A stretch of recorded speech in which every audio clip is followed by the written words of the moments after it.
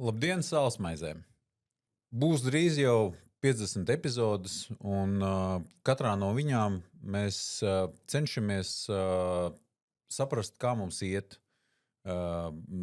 Visas šīs epizodes nav bijušas, protams, par nekustamā īpašuma tirgu, bet visas ir bijušas par to, kā Latvijai veicas, kā Rīgai veicas ar attīstību, kā dzīvojās nekustamā īpašuma īpašniekiem un tiem, kas vēlas par tādiem kļūt. Mēs praktiski visās līdzinējās epizodēs tādā vai citādā mērā pieskaramies valsts pārvaldei, birokrātijai, un jāatzīst, ka praktiski vienmēr ar tādu negatīvu pieskaņu, ka tas ir kas traucējošs, kas bremzējošs, kas demotivē cilvēkus, kas vēlas darīt un attīstīt lietas. Šodien būs diametrāli pretēji tēma. Šodien mēs runāsim ar cilvēku, kurš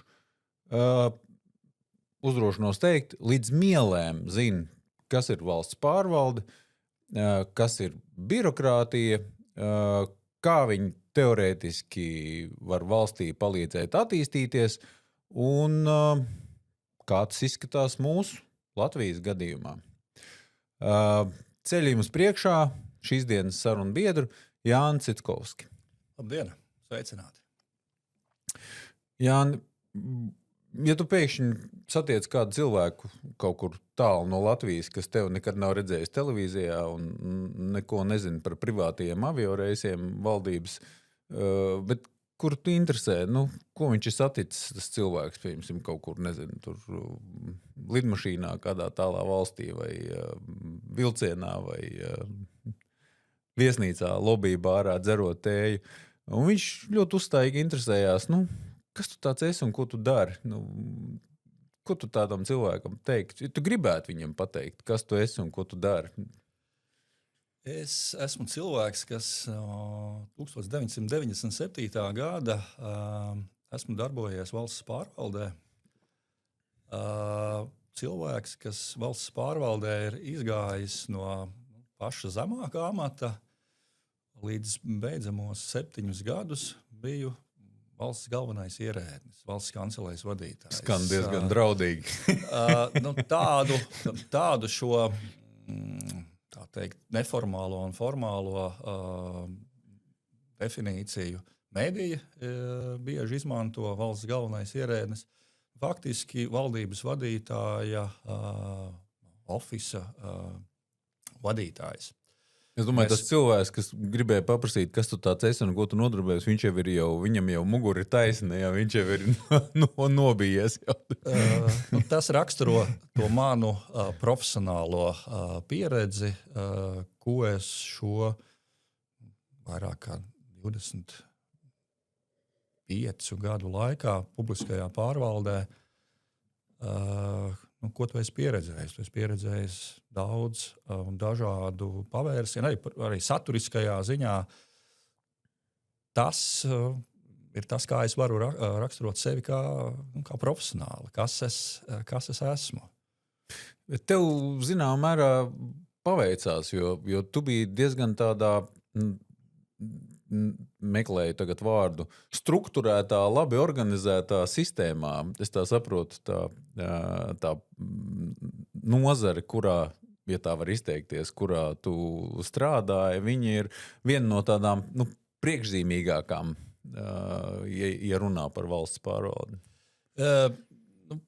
Publiskā pārvalde jau, mēs pieskarsimies birokrātijas uzdevums jau ir radīt lietu kārtību, strukturētu, pārskatāmu, paredzamu dažādu lietu jautājumu risināšanu. Tas ir tas birokrātijas mērķis, jo ja mēs pēkšņi vienā dienā pamostos un birokrātijas šo procedūru nebūtu vispār, tad mums sāktos anarhija un haoss.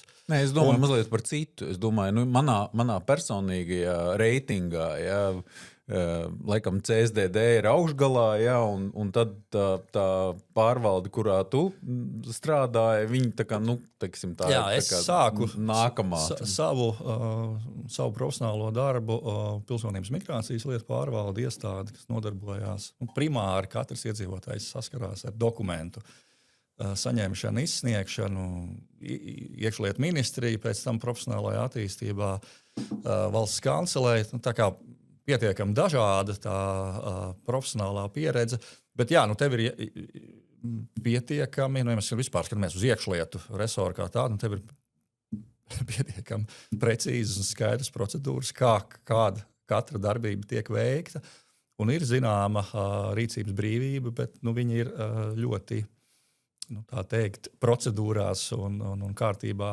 aprakstīta.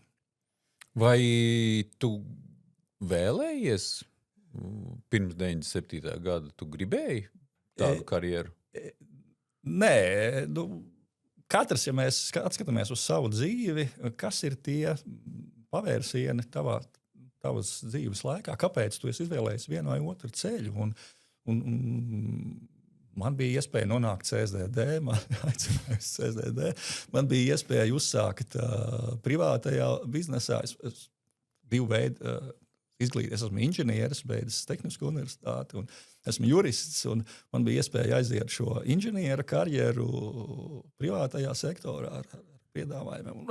Es nevaru izskaidrot to sakritību, kādi ir tie likteņi pavērsieni un piedāvājumi, bet arī kaut vai tāds neliels atskats, kā es nokļuvu valsts kancelējā. Tu pēkšņi saņem zvanu, nākšā dienā ierasties valdības mājām. Tur kāpēc un ko? Tu ierodies un tev piedāvā uzņemties jaunu šo te izaicinājumu. Un pārdomas laiks tev ir viena diena. Un es vēl kā šobrīd atceros to sarunu ar tā laika premjeru Mārku Kučīnski, kur mēs izrunājam, mēģinam saprast, vai tās prioritārās lietas, ko es redzu, mēs varam paveikt vai nevaram paveikt.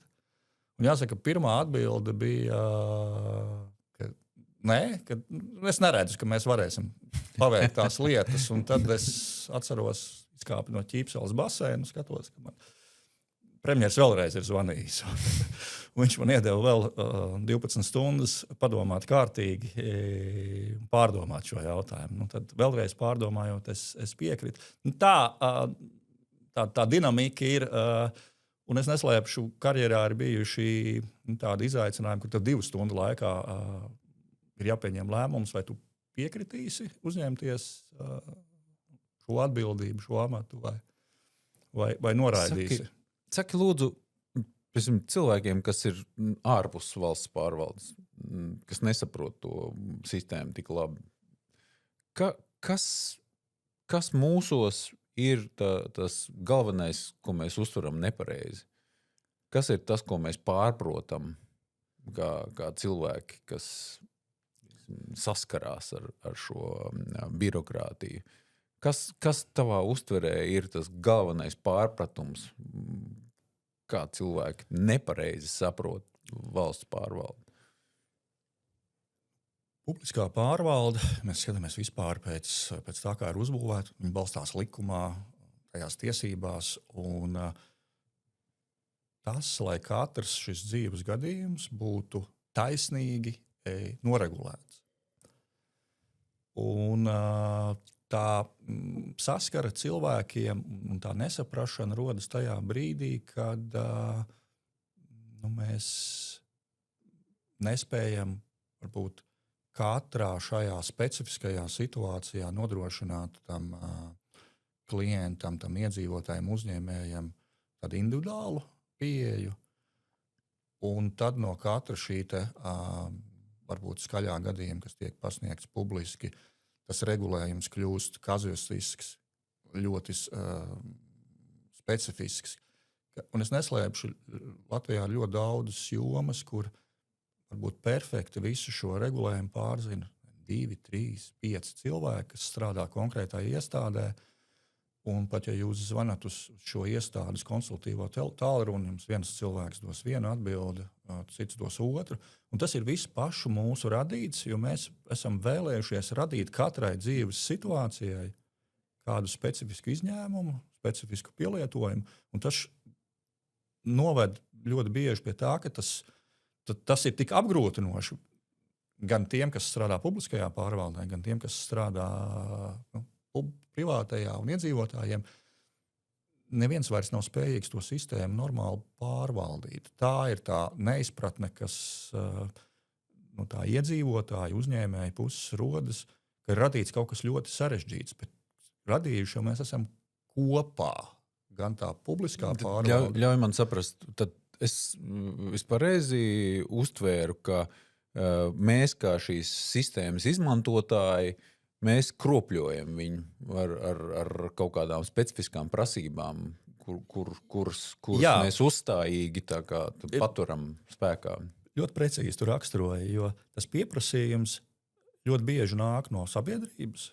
Mēs redzam, ka ir kāds skaļš gadījums presē, medijos, televīzijā, un deputāti reaģē, uzreiz meklē kādu risinājumu likumā, grozīsim likumu. Jā.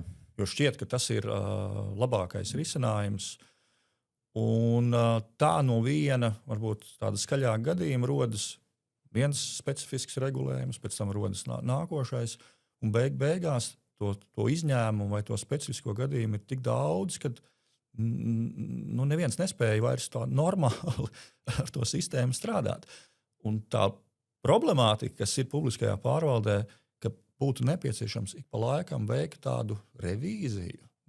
Līdzīgi kā mēs katrs mājā ik pa laikam pārkārtojam savu dzīves telpu, kas ir kļuvis liekas, varbūt no kā vajadzētu atbrīvoties, jo tas varbūt bija 10 gadus atpakaļ aktuāls. Paskatāmies to pašu būvniecības jomu. Bija tajā brīdī kāda aktualitāte, sabiedrība pieprasīja, lai tur būtu regulējums, lai kaut kas netiktu pārkāpts, dabas aizsardzība, sabiedrības drošība, vēl tālāk. Bet laikam ejot, mēs saprotam, ka bezjēdzīga tā prasība. Viņi nenodrošina to mērķi, ka tā būve būs droša vai kādu citu, un tad pienācis laiks mainīties. Un tā ir tas, kas sabiedrības, manuprāt, no sabiedrības puses ir tās gaidas un nesapratni, kāpēc nesakot tās pārmaiņas ātrāk. Bet saki lūdzu, vai sabiedrība drīkst gribēt vairāk? Nevien tapt tā kā pieskatīt un apkalpot no šīs valsts pārvaldes, bet ka šīs, teiksim tā, mazas valstiņas gadījumā ar atvērtu ekonomiku, man liekas, mūsu dzīvē labai valsts pārvaldei ir fundamentāli liela nozīme valsts attīstībā. Vai tas, par ko tu runā, tā latiņa nav par zemu uzlikta, vai nav tā, ka man personīgi uzrunā mūsu pēdējā laikā mēdīju aktuālā tēma, kā mēs tagad meklējam risinājumu, kā augt straujāk, kā mēs mainīsim vēlēšanu sistēmu un tā tālāk. Un tas man liek domāt par to, vai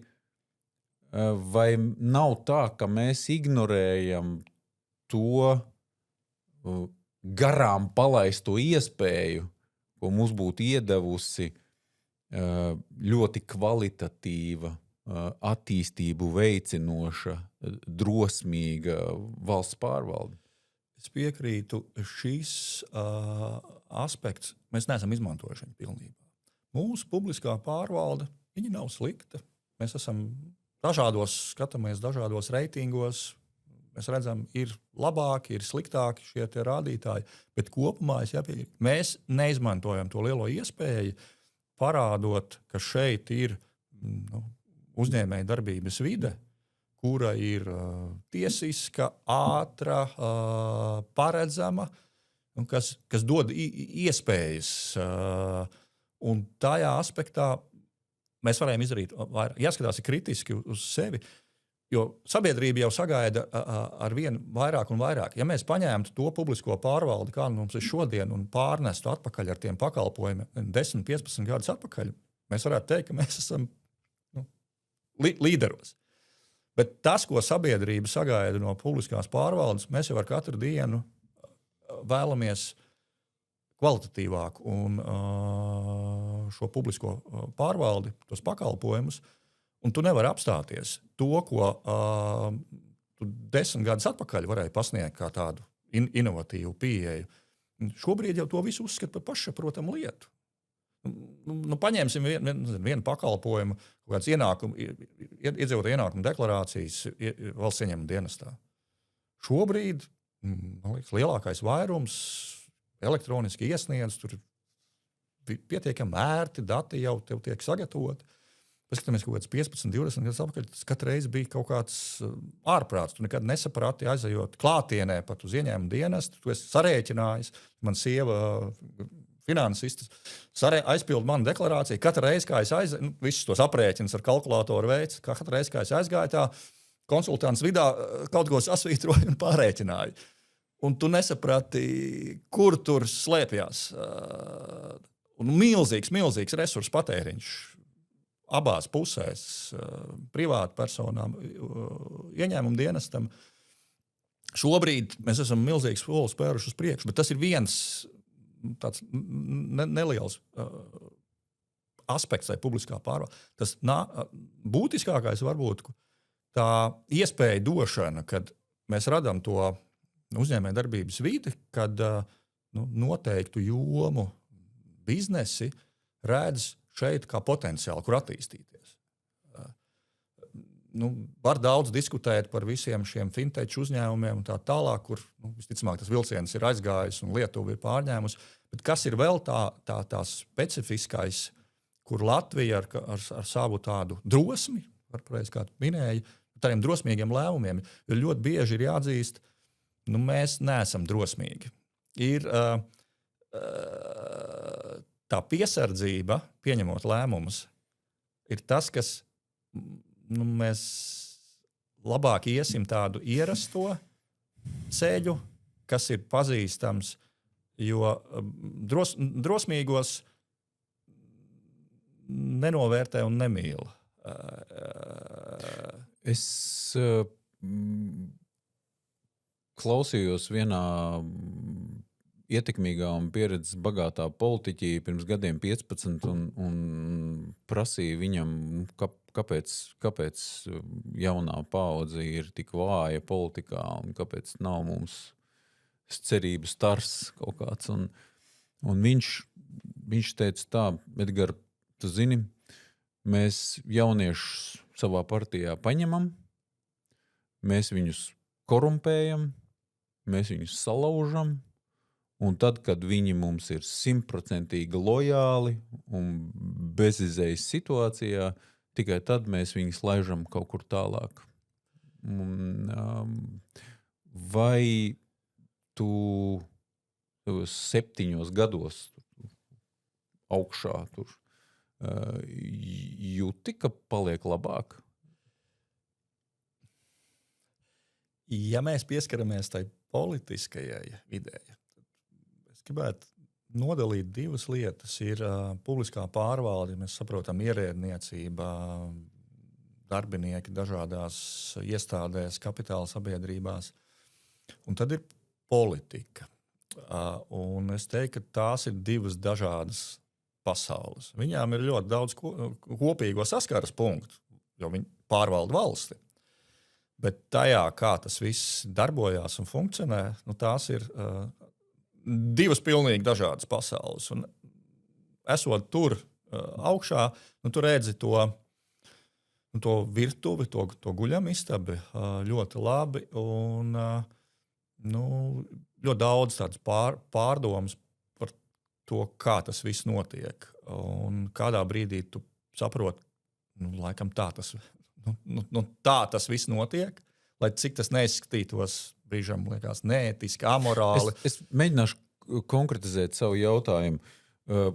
Kā mazai valstiņai ir izaicinoši, ka kāds uzņēmējs kļūst strauji turīgs, ietekmīgs.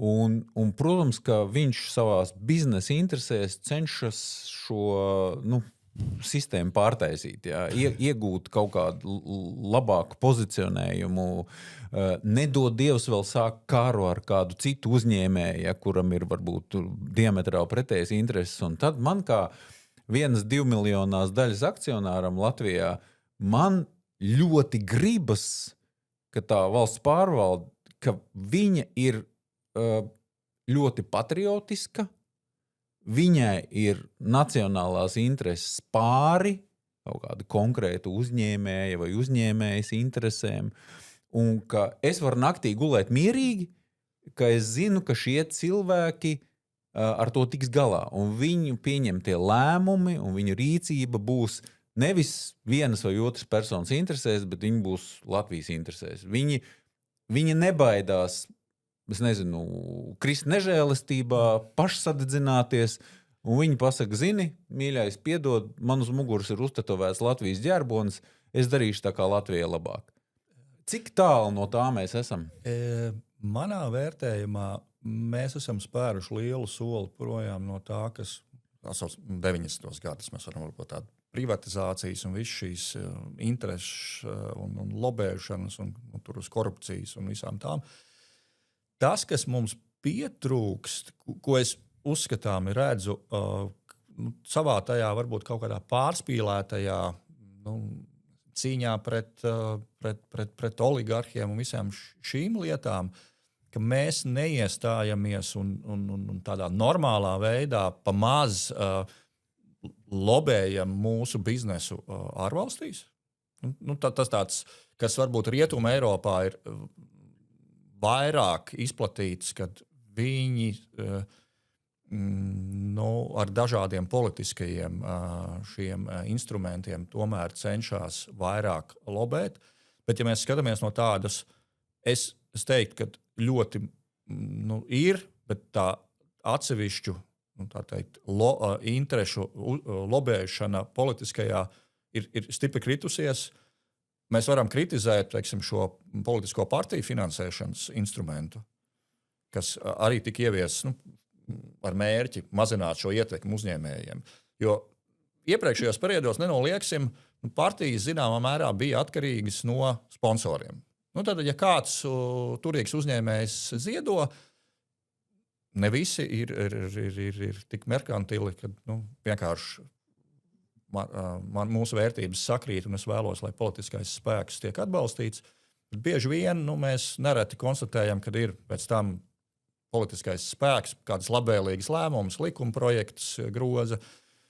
Un tas ir bijis tas sliktais. Šobrīd jau sākās diskusija par to, ka politiskā vara ir atrauta no biznesa.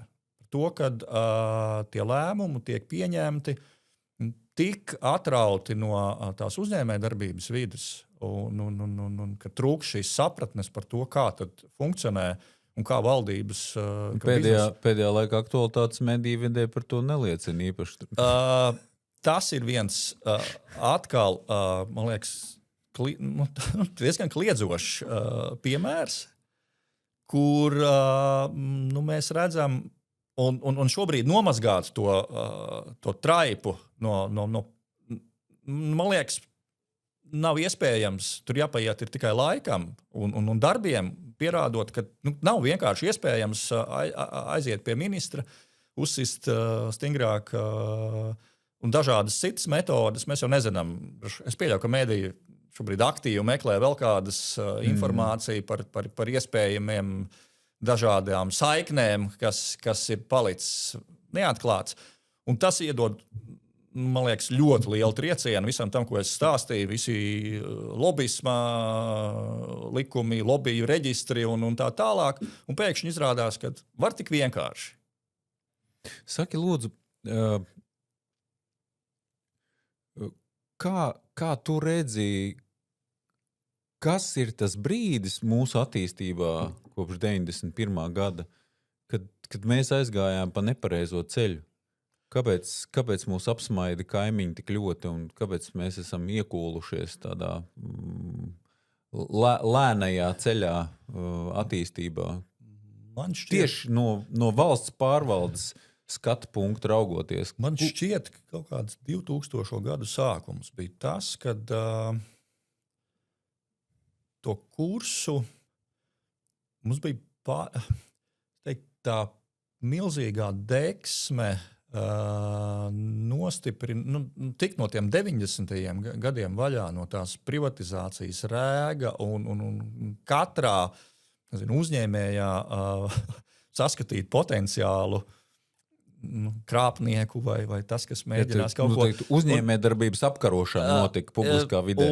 Un tika radīta sistēma, kura mēģināja šo 90. gadu traumu novērst, un tas tiesiskums un tā uzraudzība un arī tā kultūras maiņa, lai notiktu. Tas sistēma bija tāda, ka mēs aizgājām tajā normatīvismajā tik dziļi, ka to kopējo biznesa attīstību. Jā, mums bija šie treknie gadi pirms finanšu krīzes, un tad tā otra galējība, ka tā publiskā pārvalde nespēja to krīzi novērst. Vēl joprojām atceros, ka šos Pasaules bankas un citus ekspertus, kuri brauca un stāstīja, dariet kaut ko, tas notiks. Un mēs ar lepnumu viņiem atbildējām, ziniet, mums ir 10% GDP, iekšzemes koprodukta pieaugums, mēs esam līderi, un mēs staigājam ar izgāstām krūtīm, un jūs, un tev tos brīdinājums visai publiskai pārvaldē, ka jums ir jārīkojās. Un mēs nerīkojāmies. Un mūs pēc tam tas viss skāra visdramatiskāk. Un tad bija kauns braukt uz jebkuru starptautisku pasākumu, kā latvietim, kā valdības publiskās pārvaldes pārstāvim, ka tu esi no zemes, kura ir bankrotējusi faktiski. Zini, ar ko man asociējās tas laiks? Tu varētu uzminēt, no kuras iestādes bija vienīgais ierēdnis vai valsts pārvaldes kaut kāds cilvēks, kas atnāca pie manis un konsultējās, un viņam bija bažas, ka mēs iebrauksim auzās pamatīgās. Tu varētu iztēloties, no kuras organizācijas vai ministrijas? Viens cilvēks. Viens cilvēks atnāca un teica, klau, izskatās ļoti slikti, kaut kas jādara. Ja tā nebūtu ministrija, es teiktu Latvijas banka, kura... bet ministrija... Latvijas bankas vadītājs man personīgi visādi kušināja un teica, Edgar, liecies mierā, mums viss labi. Pēc amata pienākumiem tiem vajadzētu būt vai no ekonomikas, vai no finanšu ministrijai. Bet es pieļauju, ka visticamāk, tas bija kāds cits, jo... Godīgi sakot, es aizmirsu, kā to iestādi sauc. Varētu būt drošības policija vai kaut kāda šī ļoti, ļoti speciālā iestāde. Atnāca viens tāds, ne tas augstākais amats, bet kaut kāds tāds cilvēks, kas skatījās uz to ekonomiku kopumā, un viņš apmēram 2 stundas ar mani runāja, un es prasīju, kas ir pa pamatu šim te. Viņš saka, ka viņš to redz kā valsts drošības apdraudējumu, ka mums draud tik smaga krīze, ka tas ir valsts drošības jautājums. Un es viņu paslavēju, ka viņš ir vienīgais no visas valsts pārvaldes, kas tā kā spēja saredzēt to, kas mums draud. Jā, jāatzīst, tā bija mūsu kļūda publiskās pārvaldes. Un kas mums dārgi maksāja. Tik dārgi maksāja, ka es domāju, ka mēs nožēlo mūsu paudze un tā ietekme uz valsti kā tāda, kādas ir tās sekas, viņi ir neatgriezeniski. Tās problēmas, ar ko mēs šobrīd diskutējam par demogrāfiju, par to, ka mums iedzīvotāju skaits krītās. Jā, beigās mēs neesam bankrotējuši, bet tas potenciāls, ko mēs zaudējām no cilvēka kapitāla viedokļa, ir tāds, kas to nevar izlabot.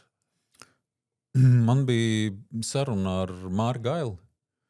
Es arī viņu tincināju par to, kur viņš redz, kas bija tas, ko mēs izdarījām nepareizi. Un viņš teica, ka viņš ļoti pārdzīvo to, ka neizdevās izveidot labo man, ja saku nepareizi, tā bija kaut kāda ierēģu skola, apmācības sistēma.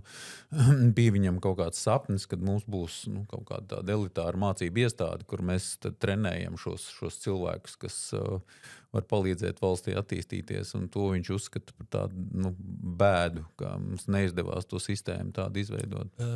Māris Gailis ir pamatlicējs ierēdniecībai kā tādai. Viņa laikā šīs reformas tika veikts, viņš izveidoja šo civilu dienestu. Valsts administrācijas skola ir šobrīd un strādā. Tas, kur es redzu vienu tādu, manuprāt, trūkumu, es negribu teikt, ka mums ir jāveido līdzīga sistēma kā Francijā, kur faktiski visi kas šobrīd ir politikā, viņi ir izgājuši cauri šai specifiskai izglītības sistēmai, kur topošos politiķus skolo.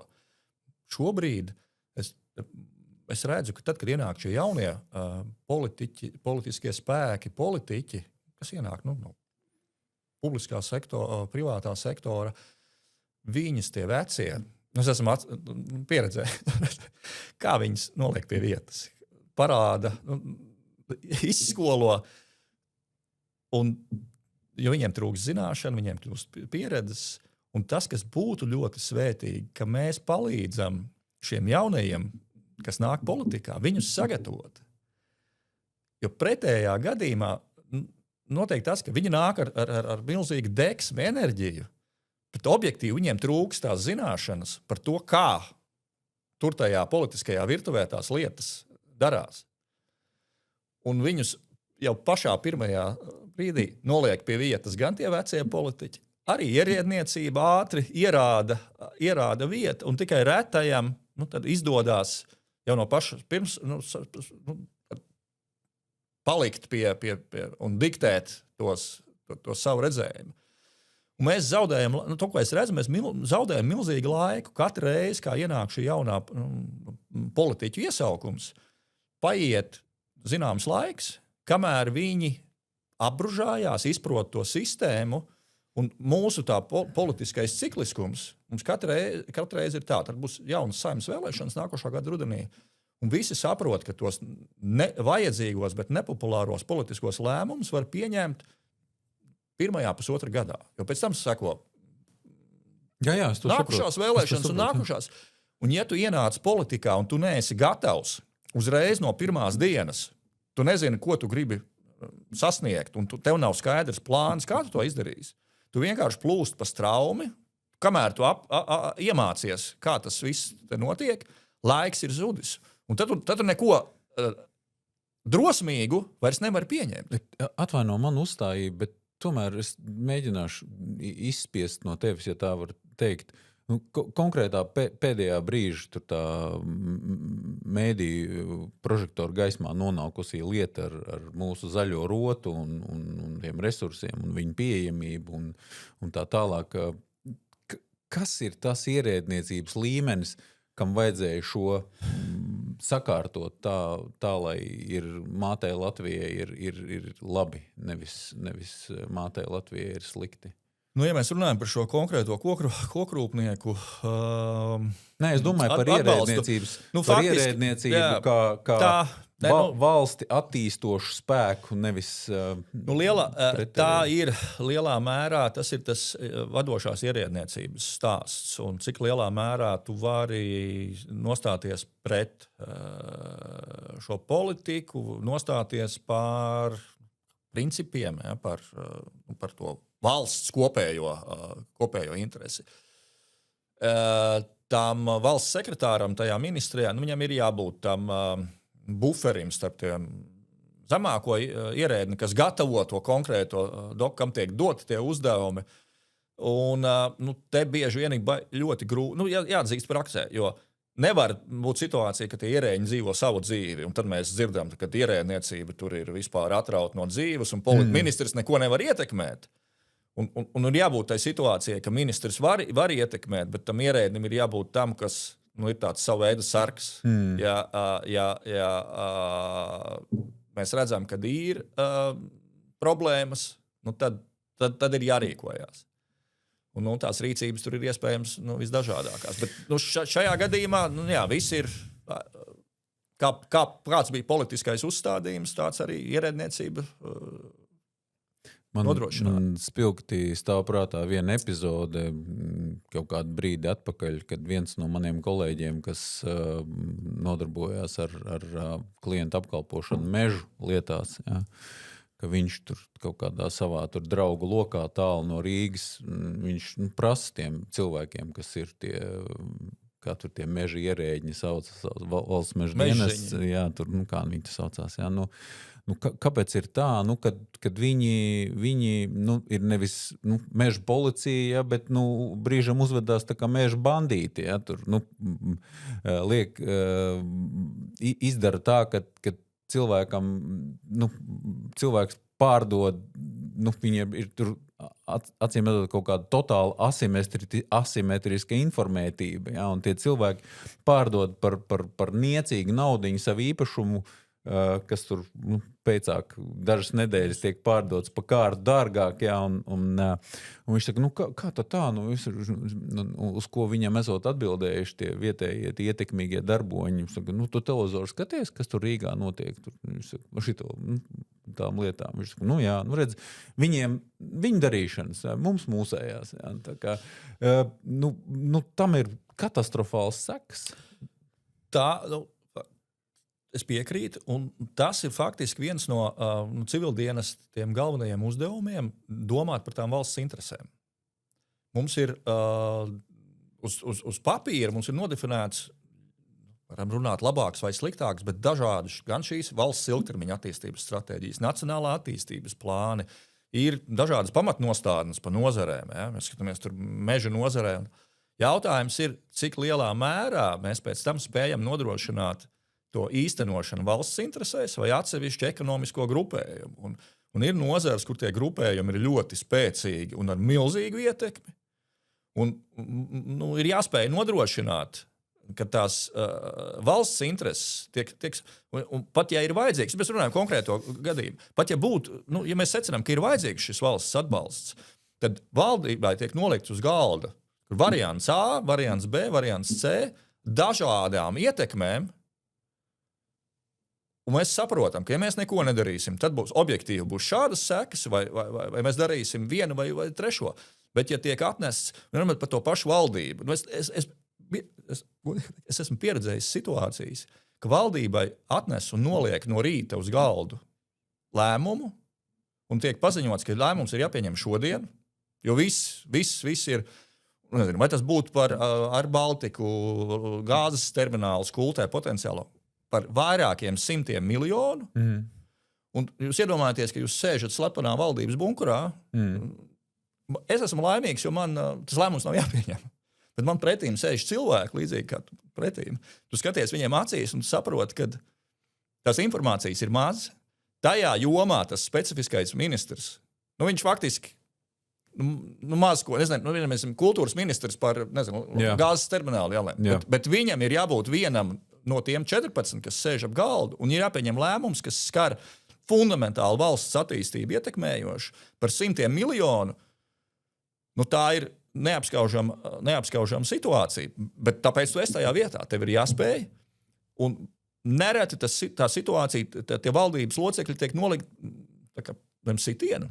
Jo tas lēmums ir novilkts, nevis atnākts, un ka var izdiskutēt, apdomāt, pārdomāt, bet ir novilkts līdz pēdējam. Vai tu šodien pieņem, vai būs negatīvs seks.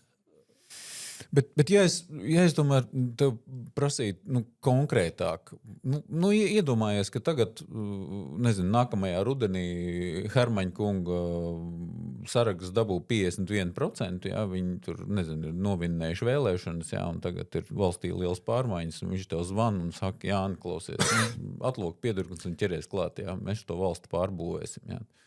Kas būtu tie 3 punkti tavā sarakstu galgalī, ar ko tu sāktu?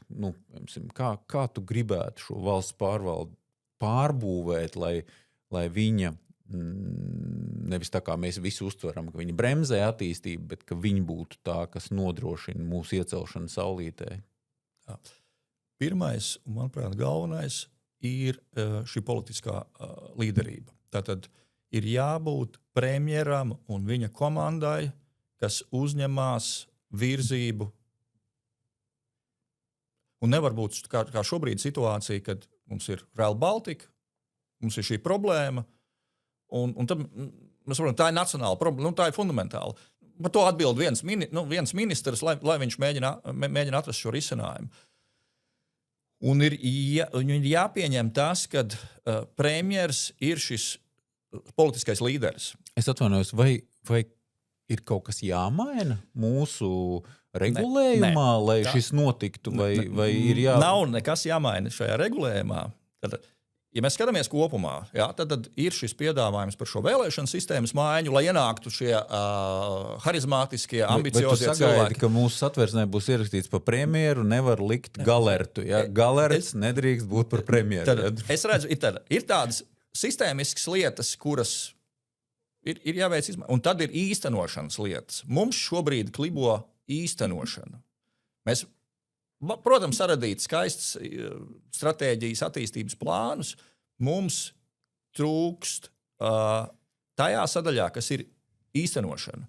Sākot ar to pārvaldību pašā augšā līdz pat lejai. Jā, bet ir lietas, ko tu vari ietekmēt, un ko tu nevari ietekmēt. Iedomājies, ka tu tagad Hermaņa kungu tur runā klausulē, un tu saki, labi, bet es būšu tur 5 gadus un viss, vienkārši viss 5 gadus, un tev ir ļoti īsts laiks, kurā tu vari kaut kā šo sistēmu uzlabot. Saproti, izvirzīt prasības premjeram, tas neietekmē sistēmu. Iedomājies, ka tev ir mandāts izlabot viņu. Ko tu labotu? Galvenā atbilde ir, vai mēs spējam pieņemt lēmumus. Un te nav fundamentāli, ka mums tā sistēma, ja mēs skatāmies, ja mēs gribam globāli skatīties par šo attīstību, mēs varam ieslēgt kaut kādās detaļās, niansēs, bet svarīgākais ir, ja mēs spējam pirms vēlēšanām vēlētājiem nodefinēt, ko mēs gribam sasniegt šajos 4 gados. Un tad, kad mēs nonākam pie varas, mēs no pirmās dienas mērķiecīgi strādājam un pieņemam šos lēmumus. Tā lielākā problēma ir šajā lēmumu pieņemšanā. Ierēdniecība, ja viņai būs kārtīga politiskā vadība, viņa izpildīs. Jo ierēģi... Es atvainojos, mēs tikko redzējām, ka Beļģija 2,5 gadus strādāja bez valdības. Tur acīm redzot, ir ierēģi, kas zina savu lietu, un viņiem tas regulējums ļauj faktiski pildīt to funkciju. Šobrīd tā sistēma lielā mērā ir tāda, ka uz tādiem būtiskiem konceptuāliem lēmumiem ierēģi bez politiķu iesaists nenotiek. Ierēģi var nodrošināt valsts funkcionēšanu. Mēs varam publiskos pakalpojumus sniegt, mēs varam tehniskās apskatu veids, izsniegt pases un citas lietas un iekasēt nodokļus. Bet ja mēs gribam pieņemt lēmumus, kas ietekmē tādu valsts attīstību, te ir vajadzīga politiskā līderība. Ierēģi, kā viens otrs mans bijušais kolēģis saka, valsts sekretārs, viņam ir 3 dažādi varianti, kas jau ir 15, 20 gadus jau ir aprobēti. Un atnāks ministrs, kuru variantu tu esi gatavs 1., 2. vai 3. īstenot. Jā, bet kādu tauta izvēlēsies premjeru, to mēs redzēsim nākamā rudenī. Ja? Bet ja tev būtu iespēja mainīt šo regulējumu, lai mēs tiktu pie labākas valsts pārvaldes, kas būtu tie 3 punkti, kurus tu izmainītu, lai tu taču pieļauj domu, ka mūsu nākošu rudeni var būt tik aktīvs premjers un tik līderīgs premjers, ka vajadzēs pretējo procesu, ja?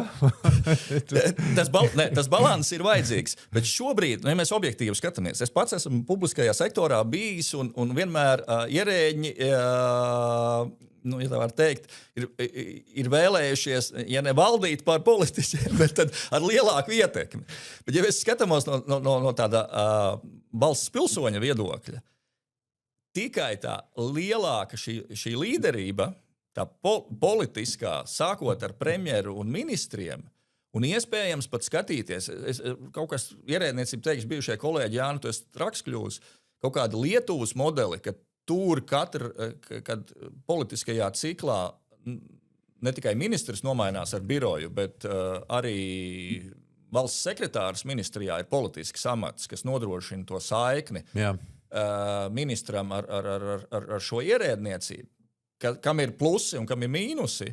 Bet mums ir jāizsver, kas ir tas pluss un kas ir tas mīnus, un kāpēc mēs esam iepalikuši iepratīm kaimiņu valstīm. Teiksim, kas ir tas Lietuvas know-how, kāpēc viņi ir spējuši, tā skaitā arī publiskā pārvalde, nodrošināt tam biznesam to attīstību. Tev pareizi saprot, ka viens no tiem punktiem varētu būt, ka tu piedāvā valsts sekretāru pārlikt kā politisku personu? Es lieku šo diskusiju priekšā, jo šobrīd nav tās politiskās līderības pietiekami ar vienu ministru un biroju. Manā skatījumā tad ir jābūt līderim ministram, viņa birojam ir nevis jābūt tā teikt, partijas draugiem un čomiem, kuri saņem algu, un tu saproti, ka tā ministra interese ir, lai viņam būtu pēc iespējas profesionālāk tā komanda, lai viņš var īstenot savu to programmu.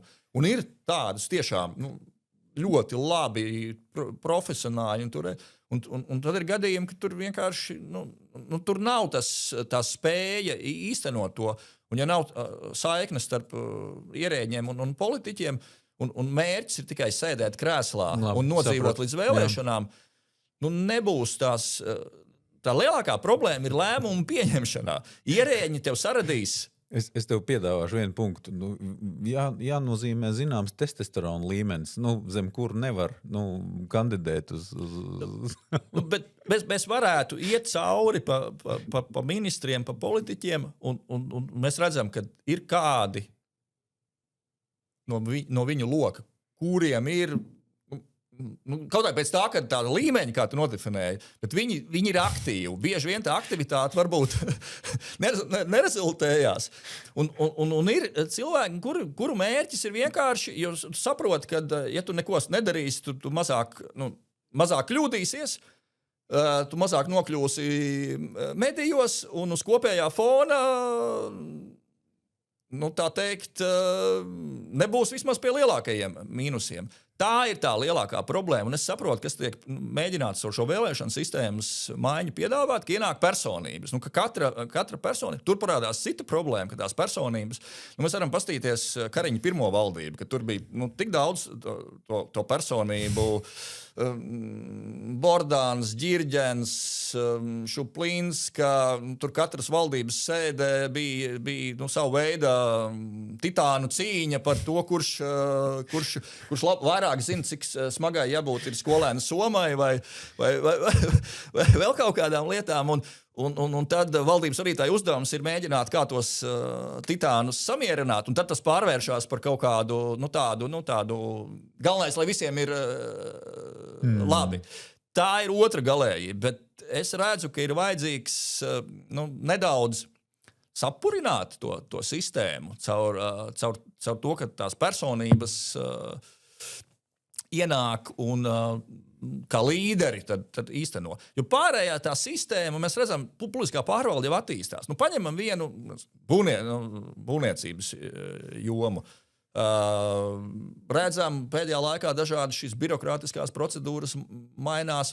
Pēdējā aktivitāte, kas nākošgad jau tiks ieviesta, kad šis vienotais būvs reģistrācijas process, bet tam visam tur vajag sistēmisku pieeju, tur ir vajadzīgs laiks, tur ir vajadzīgi finanšu resursi, lai visā šajā īstenotu. Un ja ir pareizs uzstādījums, tad publiskā pārvalde to arī īsteno. Ja politiķis augšā ir spējīgs pieņemt lēmumu, jo es varētu uzskaitīt entās reformas, kas valsts pārvaldē ir pat pielēmtas ministra kabinetā, bet pēc tam nav spējīgi īstenot. Pēc kāda laika atceļ to reformu. Redziet, mums pietrūkst drosmes, jo reformas jau nav populāras, par tām neslavē visur, nedod ordeņus un godarakstus. Pretrunīgi sabiedrības vērtējums, un bieži vien politiķi nobīstās. Bet tā mēs Lietuvu turībā nepanāksim. Mums jau vajag kaut kādus konkrētus soļus. Kas ir tās konkrētās lietas, kas mums ir jādara? Iztēlojies. Tev ir mandāts, jā.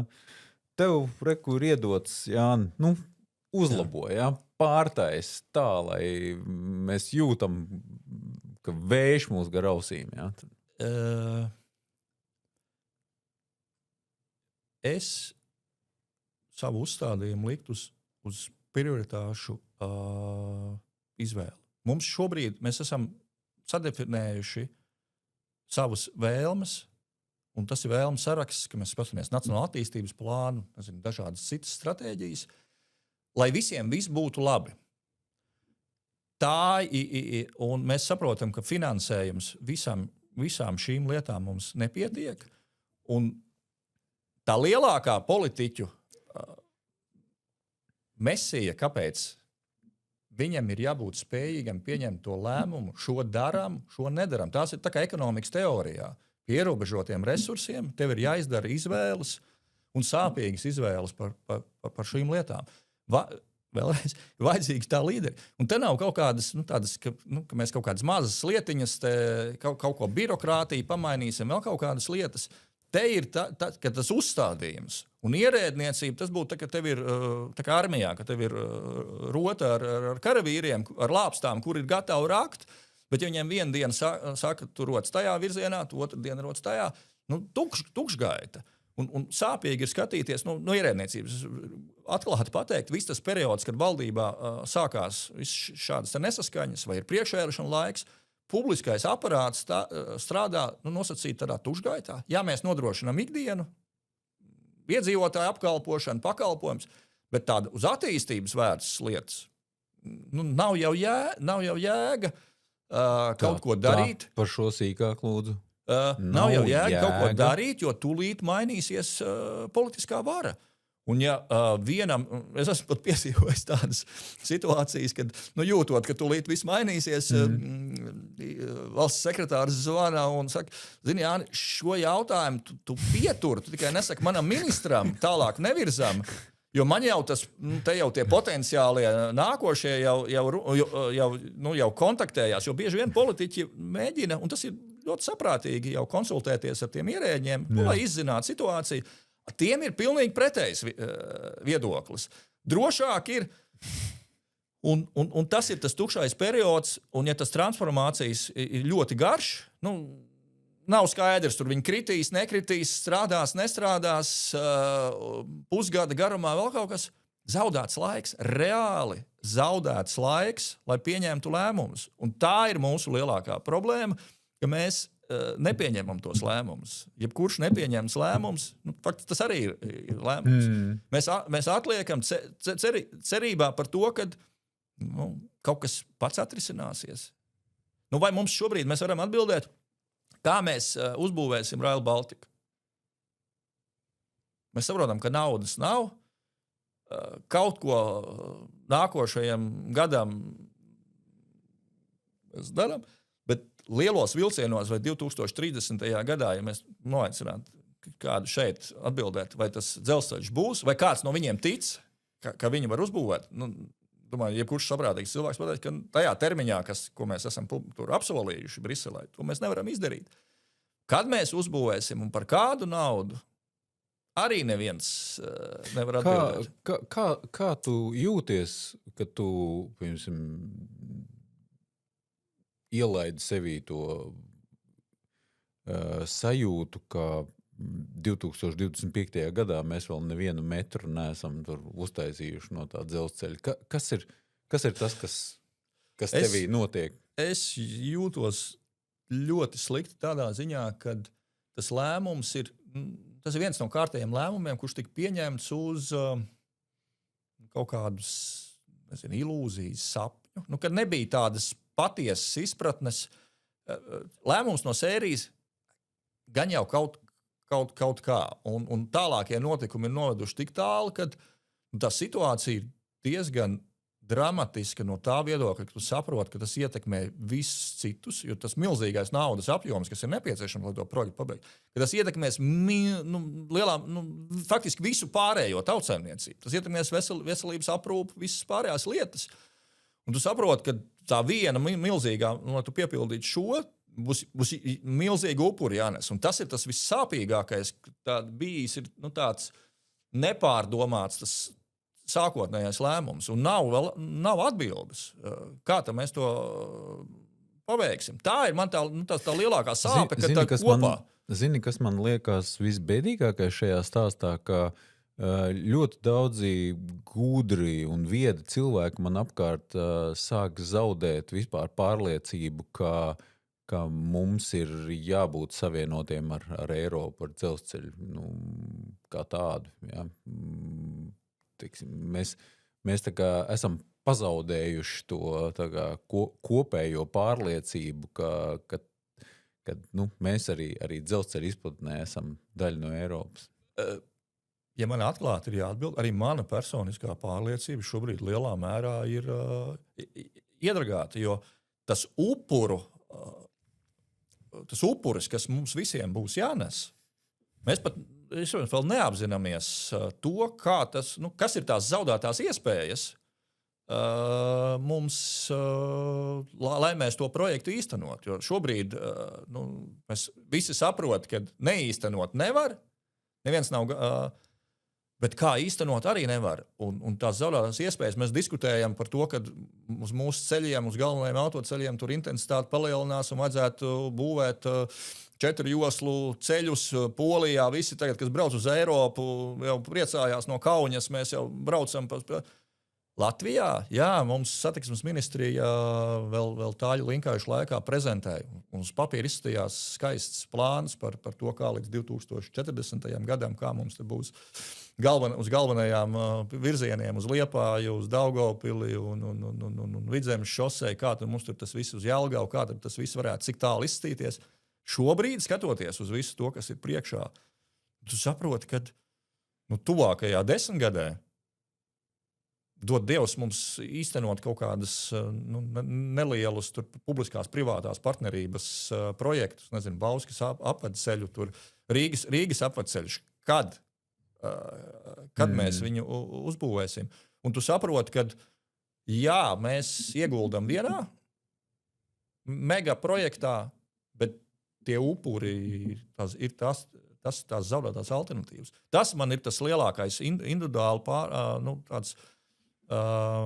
pārdzīvojums un pārmetums arī sev kā publiskās pārvaldes cilvēkam, ka mēs sākotnēji nespējām ne to. Ir viena tāda savulaik, vēl Mārku Čīnska valdības laikā bija mums ideja, vai neveidot pie premjera biroja šādu lielo projektu pārvaldības vienību, un bija izpētīts, kā tas Lielbritānijā notiek un tā tālāk. Mēs neizveidojam to. Es domāju, ja mēs to būtu virzījuši, vai būtu kaut atšķirīgs iznākums, kā ir šobrīd. Ja tas būtu pie premjera bijis, ja tur būtu tie paši cilvēki, bet citā vietā. Yep. Bet man nav atbildes. Ja neskaita to negadījumu, par kuru visi Latvijā zina saistībā ar tevi, kas tavā karjerā bija tāds, ko tu nelabprāt atceries, un kas tavu tādu neveiksmi, ko tu gribētu, par ko tu šad tā domā, ka, kā tu varēji to izdarīt savādāk? Tādas... tādā kategorijā kaut kas tāds, par ko tu gribētu aizmirst, un tik lielas lietas man nav bijušas. Man bija savu veidu tāds dilemma, tad, kad es iekritu, jau stāstīju to sadaļu, kā es nonācu valsts kancelējā, kā mēs ar Mārku Čīnsku vienojamies par tām lietām, kuras varēsim izdarīt vai nevarēsim. Viņš man pārliecināja, ka varēs paveikt. Un tad, kad valdībā pieņēma šo reformu plānu valsts pārvaldes, kas paredzēja tā skaitā mazināt šo nodarbināto skaitu, un mēs viņu pieņēmām ar milzīgiem kompromisiem, politiskiem un tā tālāk. Un tad premjeras organizēja tādas darba pusdienas ministriem, un ka tajās sarunās 2 ministri paziņoja, ka viņi, lai ir valdība nolēmusi, ka viņi to nedarīs, to sāpīgāko sadaļu. Man tajā brīdī bija tāda dilemma, vai turpināt vispār. Es turpināju un darīju, un iespēju robežās, tu cīnies un mēģini nepadoties, vai tu saproti, ka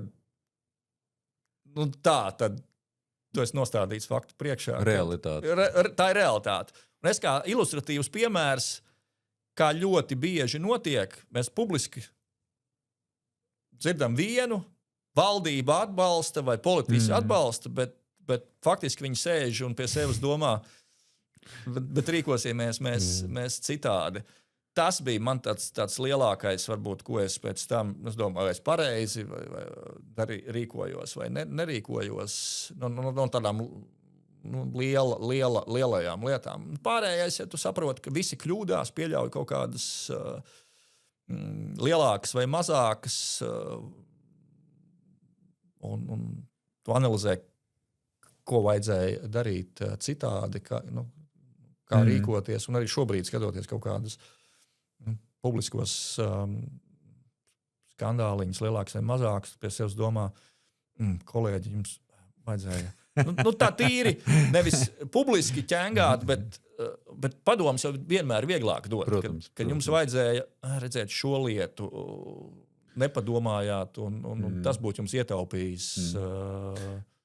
Saki, ko tu uzskati par savu veiksmi vai to, kas tev ir patiesi izdevies un ar ko tu lepojies savā karjerā? Veiksme. Tāds vairākas pašos pirmsākumos, vēl strādājot pilsonības migrācijas lietu pārvaldē, izveidojām šo digitālo pārvaldes pakalpojumu sadaļu, visu šie attīstības jautājumi. Tad, ja es karjeru iekšlietu ministrijā, tad tas bija šis 2 lietas minējuši. Tas bija policijas šiem virsniekiem, šī 2. līmeņa šī izglītības programma, kur tajā laikā mēs veidojām, un šīs IKT pakalpojumu, centralizācija, efektivizācija un kancelējā. Es tomēr uzskatu, ka tajā laikā, 7 gadu laikā, kad es biju, to augstākā līmeņa ierēdniecības attīstība domāšanas un profesionālās pilnveidas ziņā. Tas ir tas, ko es varētu ar tādām publiskajām reformām, par ko man ir gandarījums, ka tu tur esi bijis klāt, vadījis, varējis ietekmēt. Jo vienmēr jau mums katram ir viens skatīties, un otrs vai piedalīties un ietekmēt, un ko tu varēji darīt citādi. Un es esmu domājis, ko es varēju darīt citādi, lai sasniegtu labāku rezultātu, kur būt uzstājīgākam, jo tad, kad tu esi tai pašā augšā, tu esi tuvu tai politiskajai virtuvei. Tev nav neomulīgi, ka tu esi tas cilvēks, kas zina, kas ir mūsu spiegi un kādas pasas viņiem ir izsniegtas. Tev nav tā sajūta, ka tu zini pa daudz un ka tas tev apgrūtina dzīvi kaut kādu? Neslēpšu, man ir... Es varbūt reizēm esmu apzināti izvairījies no kaut kādām dalības, kaut kādās sarunās, jo valdībai, ir tā oficiālā daļa, atklātā, slēgtā, slepenās šīs, un tad ir dažādas tādas neformālas diskusijas, jo skaidrs, ka jānonāk ir pie tā lēmuma, tas lēmums jau netiek tur tajā valdības sēdē, publiskajā daļā pielēmts viņa, doma apmaiņa, patiesā doma apmaiņa jau notiek tajās. Un ka ļoti bieži ir labāk daudzas lietas nezināt. Es bez tāda pārspīlējuma pārāk daudz zināt, tu slikti jūties, tu slikti guli. Labāk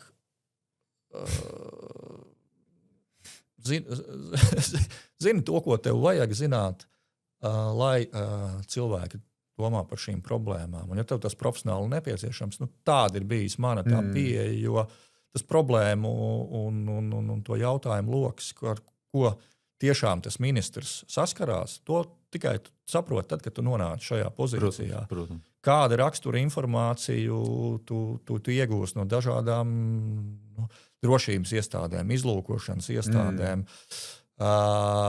Tas kādā brīdī tev kā cilvēkam, skat arī man kaut kādā mērā, ka tu pēkšņi saproti, ka tu zini tik daudz par dažādiem procesiem. Pieļauj vienam otram, tas iedod kaut kādu tādu arī varas lielāku sajūtu. Protams. Tas ir pārbaudījums ar varu, ka tu pēkšņi zini par cilvēku, kurš iet pa ielu, ļoti daudz informācijas, kuras publiski nav pieejamas, un kā to tu izmanto, neizmanto. Tas tāds savu veidu, es teiktu, arī pārbaudījums ar varu, un kādam tas ir ļoti liels adrenalīns, testosterona līmenis, kad pēkšņi es esmu cilvēks, kas šajā valstī zina, ietekmē, vada tos procesus. Es neteiktu, ka pārbaudījums ne visi varbūt var izturēt. Cik biezs ir tas dokuments, ko tu parakstīji par informācijas neizpaušanu? Cik lapām apmēram tas ir, tas papīrs, kas tev... Dokuments, ko tu parakstīji, viņš ir uz vienas lapas. Tie dokumenti ir ļoti īsi, kurus tad, kad tiek veikts šīs procedūras, katra no tām personām atkarībā no tās pielaides. Ja? Ir dažādi līmeņa pielaides, nacionālā Briseles, un tad, kad strādā šajos amatos, tā skaitā arī man bija augstākā līmeņa. Un tu uz vienas lapiņas tu paraksties, vairāk jau tur nekā nav. Jautājums jau ir pēc tam tā informācija, kuru tu iegūsti. Kā tu spēj to informāciju aizsargāt? Ja? Tas kārdinājums... Saki, lūdzu, tas viss, par ko tu runā, tavā, teiksim tā, tālākajā karjerā, tas ir tā kā pluss vai tā kā mīnus? Es skatos uz katru savu dzīves pieredzi, no katras šīs dzīves situācijas tu paņem kaut ko līdzi. Es domāju, ka tas vairāk man kā cilvēkam ļauj saprast labāk šos procesus, analizēt, izdarīt savus slēdzienus. Jā, ir kaut kādas, kā es teicu, reizēm ir situācijas, ka labāk varbūt šo nebūtu zināms. Bet tu to informāciju esi uzzinājis, tev pienācās pēc amata pienākumiem. Tev ar to ir jāstrādā, ko darīt. Tā kā, tur nav tādas, varbūt, es nezinu, ka ir kādas profesijas, kuras viņi saskarās ikdienā, es nezinu, pieņemsim, tur mediķi, kas ātrā palīdzība dodas uz izsaukumiem vai glābēji, kur tev ir tādas dramatiskas situācijas, kas atstāja tādu emocionālu, iekšlietu jomas darbiniekiem, ir psiholoģiskais atbalsts, speciāls pakalpojums tiem cilvēkiem, kuriem pēc zinām brīžu viņiem vienkārši ir psihoemocionāli nepieciešams sevi atjaunot. Bet es nesaku arī tajā brīdī, kad tu esi šajā politikā, tur tās situācijas arī tā spriedze. Man ļoti lāk atmiņā šis Covid laiks, ka valdībai bija jāpieņem šie lēmumi. Ka tev ir jāpieņem lēmums, bet tā faktiskā informācija, tev ir tikai bieži vien ir sajūta par to, kā vajadzētu rīkoties. Un tās situācijas un tās spriedze, kas tur tajā lēmuma pieņemšanā, un pēc tam jau sabiedrība ierauga to, kas ir publiski, es teiktu, ka tam, kas tika iziets cauri, tā neziņa pat tik lielā mērā, ka tu nesaproti, vai kaut kādu tādu šobu, vai mēs kā cilvēci spēsim pastāvēt. Vienīgais mierinājums, ka gadsimtu atpakaļ tur bija spāņu gripa un arī bija milzīgs apdraudējums, bet izdzīvoja cilvēce. Un tad pēc analoģijas arī mēs spēsim, bet kādā brīdī iezogās tāda apokaliptiska sajūta, kā rīkoties. Un tad šobrīd ļoti analizēju, kā Zelenskis, kā valsts vadītājs, kā viņš spēja tajā brīdī, ka viņam bija jāpieņem lēmums. Karš sākās, kā tev rīkoties? Ka viņš spēja pieņemt tajā brīdī šo lēmumu. Un mēs varam skatīties paralēlas, 40. gads un 41. un Ulmanis un visas šīs lietas. Kāpēc vienā brīdī cilvēki pieņēma vienu vai otru lēmumu un caur šodienas prizmu? Vai mums pie varas ir? Man ir diezgan tāda kritiska attieksme pret mūsu aizrautību, kā valstī aizraušanos ar teātra mākslu un tā tālāk, bet tādas personības kā Zelenskis un Reigans un vēl citi, viņi liek man domāt, ka aktieri ir ļoti labi politiķi un es jau te vienu cilvēku arī runājoties viņam piedāvāju, ka man liekas, ka mēs esam pelnījuši tādu rīktīgu runātāju un ar līderību un tādu drošu roku cilvēku. Es pilnīgi redzu, ka tas varētu būt kāds no teātra ļaudīm. Šādā aspektā es tiešām nebiju padomājis, bet tiešām gan viens, gan otrs ir šīs jomas pār, jo tas emocionālais šādos brīžos tas spēlē tik milzīgu lomu, bet ne tikai emocionāli, bet tā drosme. Mēs varam iedomāties, kāda drosme bija vajadzīga Zeļenskim. Nevis pieņemt lēmumu, atstāt valsti un atstāt galvaspilsētu un doties projām. Un tā ir viena lieta, un arī tā noturība. Tūlīt būs februārī 4 gadi. Kā to izturēt? Tīri tādā noturības ziņā. Es vienkārši atbrīnoju tādus. Es domāju, ka mēs to šajā brīdī dzīvojot to visu cauri, mēs to nespējam novērtēt. Un es caur to domāju, kā nodrošināt, ka mums tajā brīdī, ka mums ir tie kritiskie lēmumi, ka mums pie varas ir taisni šāds cilvēks, kas spēj pieņemt lēmumus, kas spēj vest to tautu, nāciju. Man tāds eksistenciāls pārdoms ik pa laikam par šo tēmu, kā to politisko sistēmu un visu šo selekciju nodrošināt šajā un tajā attīstībā. Līdz ar to es tiešām vairāk skatos uz to, kā tajā vēlēšana visā šajā politiskā, ka tie izcilākie, tie drosmīgākie nonāk pie tās teikšanas, un tas, kas šobrīd notiek ar to ideju vēlēšanu sistēmas maiņu, tur plusi, mīnusi, bet ir to satricinājumu esošai sistēmai ar nolūku vairāk tādu potenciālo līderu. Un es arī par tiem jauniešiem politikā, es esmu par to, ka tiem jauniešiem ir jānāk, lai arī ir tās paudžu atšķirības. Es sev tiešām uzskatu par tādu padomu laika, 15 gadi bija, kad Latvija atguva neatkarību. Un tā ietekme, lai kā man gribētos to pagātnes, es atzīstu, ka man tā ietekme ir, un es ļoti esmu centies no tā atbrīvoties, bet visā tajā gan uzvedība, gan domāšana, ir atsevišķas lietas, ko es nevaru no savas galvas izdzēst. Un mēs gaidām, kur ir tās jaunās zvaigznes, bez tās pagātnes. Bet es piekrītu, ka mēs daļēji bojājam to jauno paudzi ar to, ka parādot, ka šī brīža sistēma strādā tā, vai nu tu pieņem tos spēles noteikumus, ja tu gribi šeit strādāt politikā, un mēs viņus sabojājam. Paldies tev par šo tēzi. Izskatās laba vieta finišēt. Vai ir kas tāds, ko es tev nepajautāju? Ko tu gribēji, lai es tev pajautāju? Man liekas, ka mēs ļoti plašu spektru aptvērām. Un par šādām tēmām var runāt un dažādas aspektus, bet es domāju, ka paliekam pie tā kopsavilkuma, kas sanāca. Piekrīt, tāds labs. Paldies, ka skatījāties. Paldies, ka klausījāties. Jānis Citskovskis. Un mēs ar mūsu skatītājiem, klausītājiem kopā tev novēlam spožu turpmāko karjeru. Paldies! Paldies! Uz tikšanos nākamajā Sālsmēzē.